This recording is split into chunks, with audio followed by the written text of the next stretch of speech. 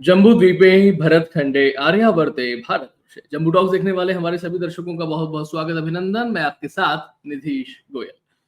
दोस्तों, हमारे यहाँ पर ना तिथियों की बड़ी इंपॉर्टेंस होती है। हमें कुछ तिथियां याद रहती हैं, जैसे कि हमारी जन्म तिथि, हमारी विवाह की तिथि, भाई बहनों के लिए, माता पिता के लिए। ये बड़ा इंपॉर्टेंट डेट्स जो है हम लोग बहुत याद रखते हैं। इस साल भी आप 6 महीने में 3 खेल हो रहे हैं, 2 खेल हो चुके हैं, 1 खेल होने वाला है। डेट्स याद दिलाता हूँ। 2 जून की रोटी की बात तो हम लोग सब लोग करते हैं कई बार, लेकिन उससे 2 दिन बाद की बात, दैट इज 4 जून 2024। उसके बाद सेकंड डेट है 8 अक्टूबर 2024, और उसके बाद तीसरी डेट जो आने वाली है, लगभग 1 महीना बाकी है, 23 नवंबर 2024। तब उसके बाद में आफ्टर इफेक्ट्स उसके क्या होंगे, ये भी आज थोड़ी सी चर्चा हम इसके बारे में करने वाले हैं। पहली बात ये करेंगे कि शक्ति कहां पर होती है। व्यक्ति, संगठन और विमर्श। We are talking about politics, सत्ता की बात कर रहे हैं ना, तो शक्ति इन 3 जगहों में से है। अब यहां पर ये भी करते चले हम लोग बात कि इन 3 जगहों में कहां पर 4 जून को प्रॉब्लम हुआ था, दैट इज विमर्श। जिस विमर्श में उलझाया गया संविधान, और ये बात आज की बात केवल 4 जून के बारे में नहीं है, इसलिए पूरा प्रोग्राम देखेंगे तो समझ में आएगा। इसलिए 4 जून तक स्टक मत रखिएगा कि क्यों हम लोग 4 जून की बात करें, लेकिन समझाना बात बताना जरूरी है।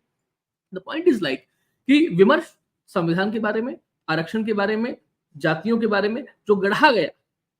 नाम नरेंद्र मोदी का डेफिनेटली बहुत बड़ा था, संगठन इनका एक्चुअली बहुत बड़ा है, और भारतीय जनता पार्टी का जो माइक्रो मैनेजमेंट है, ये आज भी बहुत सारे लोगों के लिए, बहुत सारे दलों के लिए एक अनसुलझी गुत्थी की तरीके से है कि ये कैसे कर लेते हैं।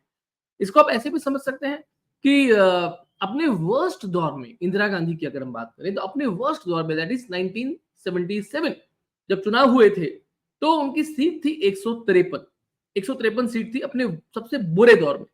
और राहुल गांधी के सबसे अच्छे दौर में तीसरा लोकसभा चुनाव वो हारे हैं, और उनकी कैप्टनसी में, और उसमें उनकी जो सबसे अच्छी जीत हुई है, दैट इज 99।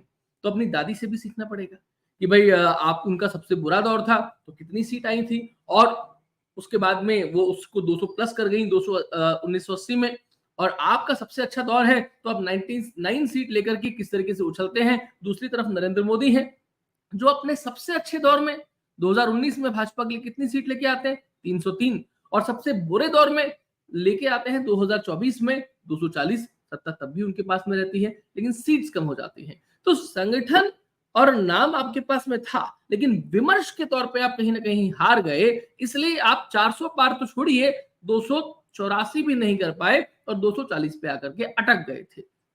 बात उसके आगे की भी करनी चाहिए, यानी कि 8 अक्टूबर की। अब यहां पर क्या होता है, क्योंकि विमर्श का खेल तो चल रहा था ना, जाट, महिला, पहलवान, जवान। हरियाणा और पंजाब का बॉर्डर पिछले काफी समय से ब्लॉक्ड है, और ये बात सब लोग जानते हैं कि यदि हरियाणा का, मैं एक एग्जांपल आपको देता हूं, तेजिंदर पाल सिंह बग्गा, ये दिल्ली की राजनीति का एक नाम है। इन्हें एक बार अरेस्ट कर लिया गया था पंजाब पुलिस के द्वारा, और ये ले जाया गया था। इस समय कोई एफआईआर वगैरह ये सब कुछ नहीं हुआ था, लेकिन ले जाया जा रहा था। कहाँ वो बचे, that is the point of Haryana. और एक अकेला नाम नहीं है ये, उनके साथ साथ में ऐसे बहुत सारे केसेस हैं जो हरियाणा स्टेट के कारण से बच गए थे, अन्यथा पंजाब में उन्हें ले जाया जाता तो क्या गत बनती, इसके बारे में हम अंदाजा नहीं लगा सकते। कानूनी कार्रवाई चलती रहती, ये और बात है। यहाँ पर ये भी बात समझ में आती है कि भूपेंद्र सिंह हुड्डा ने जिस तरीके के स्टेटमेंट दिया था, और ये समझ में आ रहा था कि अगर हरियाणा का चुनाव कांग्रेस पार्टी जीत जाती है, तो खालिस्तानियों के लिए दिल्ली का रास्ता किस तरीके से खुल जाएगा, हरियाणा किस तरीके से उनके लिए पूरी तरह ओपन हो जाएगा, इस विमर्श को ठुकरा दिया गया हरियाणा की जनता के द्वारा। और कैसे ठुकरा दिया गया, देवीलाल की बात करें, ओम प्रकाश चौटाला की बात करें, तो ऐसे 2 बड़े नाम जो मुख्यमंत्री रहे, उनकी पार्टी 2 सीट पर आके अटक जाती है। यानी कि हरियाणा की जनता ने भी ये बता दिया कि हम स्टैंड लेकर के चलने वाले व्यक्ति हैं, और आप लोकसभा चुनाव की विमर्श के बाद जो आप करना चाहते थे वो आपने कर ली। जितना आप जीतना चाहते थे, जितना आप जीत सकते थे, उतना आप जीत लिए। जिसको आप हराना चाहते थे उसको आप हरा दिए। लेकिन चूंकि आरक्षण की बात तो कहीं हटी नहीं, संविधान को बदलने की बात, अब संविधान की बात आती है तो 2 बात ये भी करते चलिए कि ये लोग संविधान वर्सेस मनुस्मृति की बात करते हैं। अभी राहुल गांधी ने भी ये बात कही कि भाई लड़ाई जो है संविधान वर्सेस मनुस्मृति के बीच है। क्यों भाई, लड़ाई संविधान वर्सेस कुरान के बीच क्यों नहीं हो सकती? लड़ाई संविधान वर्सेस बाइबल के विरुद्ध क्यों नहीं हो सकती? क्योंकि कुरान तो लोगों के घरों में जनसंख्या के तौर पे देखें तो भारत में जितनी जनसंख्या है, जितने करोड़ों लोग रहते हैं, उसमें से क्या आपको लगता नहीं है कि मनुस्मृति जितने लोगों के घरों में है, उससे ज्यादा लोगों के घरों में कुरान होगी और बाइबल होगी? क्या हमारे और आपके, हमारे ऐसे बहुत सारे लोगों के घर में, मैं ये मना नहीं कर रहा कि मनुस्मृति मत रखिए, लेकिन कितने लोगों के घरों में है, और है तो कितने लोगों ने पढ़ी है? और हमारा संविधान क्या मनुस्मृति के अनुसार चल रहा है? या आपको किसी भी तरीके की आशंका नजर आती है, दिखाई देती है मनुस्मृति के अनुसार चलने की? अरे आप तो वही लोग हैं ना जिन्होंने 1975 में बिना किसी से चर्चा किए संविधान की मूल प्रस्तावना में बदलाव करके वहां सेकुलर और सोशलिस्ट जैसे शब्द जोड़ दिए थे। तो ऐसे में भाई मनुस्मृति भी एक स्मृति ही है ना। तो ऐसी बहुत सारी स्मृति हो सकती हैं, लेकिन मनुस्मृति को हथियार बना करके आप अपना खेल खेलना चाहते हैं, और कभी कभी आप जीत भी जाते हैं, या फिर कहें कि हार तो जाते हैं लेकिन उसे भी अपनी जीत समझते हैं और एक एक उम्मीद की किरण उसे समझ लेते हैं। रही बात ये कि आप संविधान, इसी संविधान के द्वारा कोई चीज क्यों नहीं की जा सकती, इस बात को ऐसे समझ लीजिए कि इस अभी तक संविधान में जितने अमेंडमेंट्स हुए हैं, जितने संशोधन हुए, उनकी संख्या अगर लगातार बढ़ती चली जाएगी तो क्या इसी संविधान को सत्ताधारी पार्टी जो चाहे वो नहीं बना सकती है? इसके लिए मनुस्मृति की आवश्यकता नहीं है, आपकी सोच और आपके विचार की आवश्यकता है, और इस विचार को हरियाणा की जनता ने ठीक तरीके से समझ लिया। इसलिए ना महिला, ना पहलवान, ना जवान, ना किसान, ऐसा कुछ भी नहीं चला और विमर्श आपके सामने आ गया। अब हरियाणा से जब आगे चलते हैं, जम्मू कश्मीर में जो हमें लगता था वही हुआ है। जो भाजपा जितना जम्मू में जीत सकती थी उतना जीती, कश्मीर में नहीं जीत सकती थी इसलिए नहीं जीती। कश्मीर को वो ठीक कर सके इतना ही अभी के लिए काफी है। और हरियाणा में तो 2014 में जितनी सीट भाजपा को नहीं मिली थी, उससे ज्यादा सीट जनता ने उन्हें 2024 में दी है। लेकिन अभी बात महाराष्ट्र की करनी चाहिए। मैंने चेहरे की बात की थी, नाम की बात की थी, महाराष्ट्र में नाम की नहीं। देवेंद्र फडणवीस, एकनाथ शिंदे, उसके साथ साथ में बात करें उद्धव ठाकरे की, शरद पवार की, और कांग्रेस में इतना बड़ा कोई नाम नहीं है, लेकिन कांग्रेस अपने आप में है। यहां मैं अगर नाम लूं पर्टिकुलरली शरद पवार का, तो एक स्टेटमेंट आया शरद पवार का अभी, जिसमें उन्होंने कहा कि मैं महाराष्ट्र को पटरी पर लाना चाहता हूं। अब यहां बात समझिएगा, महाराष्ट्र को पटरी पर कैसे लेकर के आएंगे? 1978 ये वो सन है, ईयर है जब शरद पवार पहली बार मुख्यमंत्री बने थे। 1978 और 2024 के बीच में कितना साल का गैप आ गया? लगभग बल्कि कहूं तो 46 साल का गैप, 46 ईयर्स। मेरी तो एज भी नहीं है 46 ईयर्स अभी तक। तो 46 साल की राजनीति में, बल्कि राजनीति तो उससे पहले की, 78 तो वो ईयर था जब वो मुख्यमंत्री बने थे। इससे पहले की भी राजनीति है, लेकिन अगर 46 साल भी पकड़ के चलूं तो जो व्यक्ति अपनी 46 वर्ष की मुकम्मल राजनीति में एक राज्य को, पूरे देश की बात नहीं कर रहा, एक राज्य को, और वो भी ऐसा राज्य जो फाइनेंशियल रूप से सबसे समृद्ध राज्य पूरे भारत का माना जाता है, उसे पटरी पर नहीं ला सका, पटरी पर कैसे लेके आएगा? आपकी बात तो होती है दाऊद इब्राहिम से, जो शर्त रखना चाहता है भारत में आत्मसमर्पण करने की, और शर्तों के साथ में आना चाहता है और चर्चा करता है दाऊद इब्राहिम शरद पवार से। एंड देन बात आती है कि किस तरीके से क्राइम को व्हाइट कॉलर बनाया गया था with the nexus of bureaucrats, politicians and the mafia, और चेहरा होता है शरद पवार का। तो ये व्यक्ति जिसका ये आखिरी चुनाव है, अजीत पवार कमजोर पड़ चुके हैं, शरद पवार की बेटी सुप्रिया सुले, उनका खुद का अभी तक कोई राजनीतिक वजूद जो है वो बना ही नहीं है।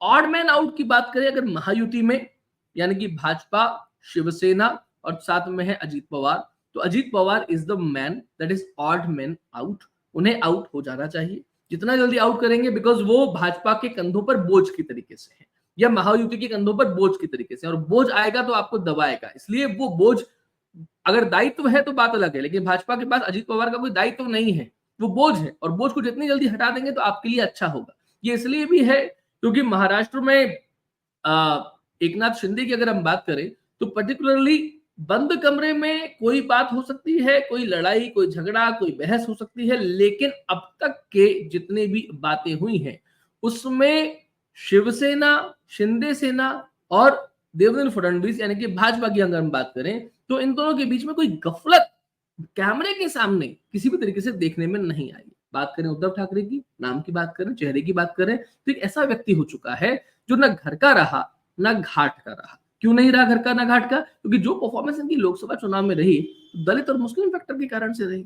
और अगर इनका जो खुद का कोर वोटर है, वो कोर वोटर इनके पास में रहा नहीं, वो कोर वोटर चला गया शिंदे सेना के पास में। नहीं कि आपके पास में ना नाम रहा, ना आपके पास में निशान रहा, ना आपके पास में कैडर रहा, तो आप रहे कहां के हैं? इसीलिए मैंने बोला, मैं उस घर का ना घाट का से पहले वाला शब्द उपयोग नहीं करना चाहता हूं, लेकिन हैसियत उद्धव ठाकरे की ठीक वैसी ही हो गई है। अब महाराष्ट्र में और झारखंड में जो चुनाव होगा, इसके बाद इसका आफ्टर इफेक्ट कैसा हो सकता है, इस बात को समझिएगा, क्योंकि ये बहुत महत्वपूर्ण डेट है। अगर 23 नवंबर को हरियाणा की तरीके के रिजल्ट्स आ जाते हैं झारखंड और महाराष्ट्र के, और विशेष तौर पे महाराष्ट्र में, तो इसका आफ्टर इफेक्ट समझिएगा कि इस समय देश में 3 स्टेट हैं जहां पर कांग्रेस की पूर्ण बहुमत से सरकार। मैं गठबंधन सरकार की बात नहीं कर रहा हूं। 3 स्टेट यानी कि कर्नाटक, दूसरा तेलंगाना और तीसरा हिमाचल प्रदेश। तेलंगाना को एक बार साइड में करते हैं, क्योंकि तेलंगाना में इस समय भाजपा कहीं पर है नहीं। लेकिन कर्नाटक में सिद्धरामैया जो भ्रष्टाचार का मूल मुद्दा बना करके सत्ता में आए थे, वो इसी भ्रष्टाचार के आरोप में घिर चुके हैं। हिमाचल प्रदेश में बात करें तो कोई बड़ी बात नहीं है कि जिस तरीके से जनता सड़कों पर आई है और जनता ने जो रोष व्यक्त किया है, वो रोष किसी राजनीतिक पार्टी के कारण से हो, ऐसा कतई संभव नहीं है। राजनीतिक पार्टी का वो रोष इस तरीके का हो ही नहीं सकता जो हिमाचल प्रदेश में जनता ने दिखाया।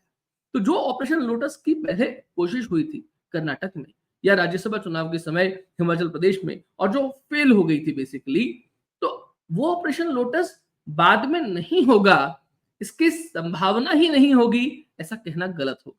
और वो वापस विफल होगा, ये कहना भी गलत होगा। होगा या नहीं होगा ये पता नहीं है, लेकिन कर्नाटक और हिमाचल प्रदेश की सरकारों पर तलवार जरूर लटक जाएगी, क्योंकि वहां के जो कांग्रेस के लोग होंगे वो ये बात समझेंगे कि हमारा सुरक्षित ठिकाना कहीं और हो सकता है, तो वो भारतीय जनता पार्टी यानी कि बीजेपी हो सकती है। क्योंकि उनके हाईकमान तो क्या कहते हैं, जैसे जाना है वो जाओ, जिसे रहना है रहो, क्योंकि हम तो अंतिम सत्ता है, हम तो अंतिम सत्य हैं।